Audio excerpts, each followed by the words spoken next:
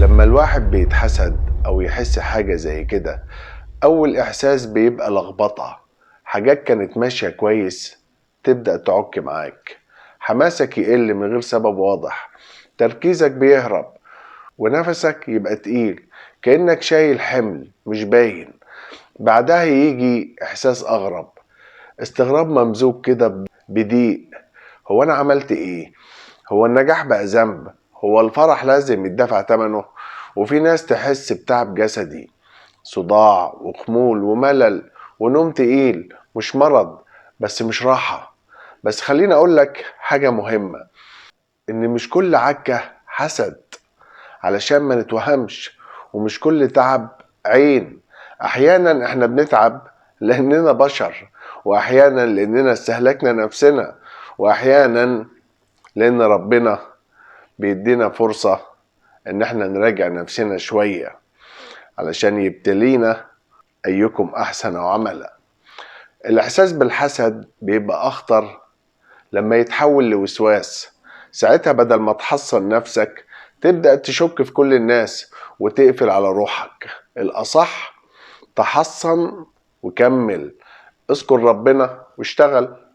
ما تفسرش كل حاجة، وما تنكرش ان النجاح دايما له ضريبة. والحقيقة القاسية شوية، لو مفيش حد بيحسدك احيانا يبقى غالبا مفيش حاجة باينة قوي تتحسد.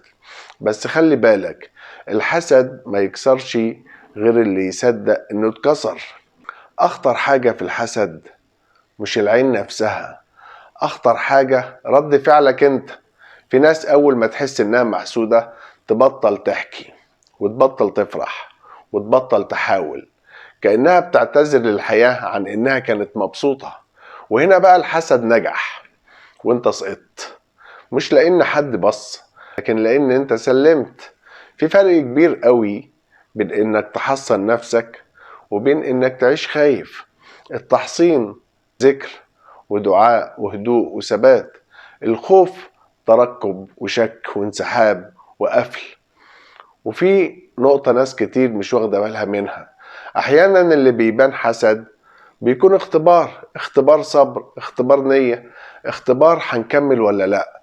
ربنا ما بيوقفش النعم فجأة، بس احيانا بيشيل الاحساس الحلو مؤقتا عشان يشوف هتعبده على ايه، على العطية ولا على الرضا.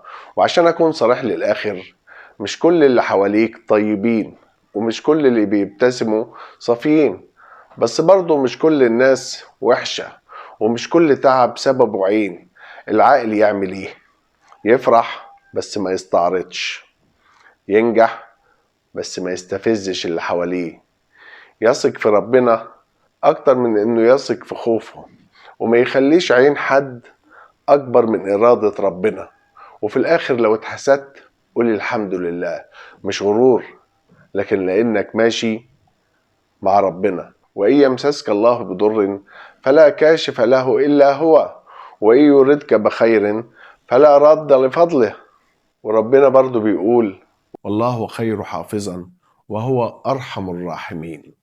مش عايز أطول عليكم، كان معاكم عبد السلام محمد من قناة شوية عقل، وسلام مؤقت للحلقة الجاية.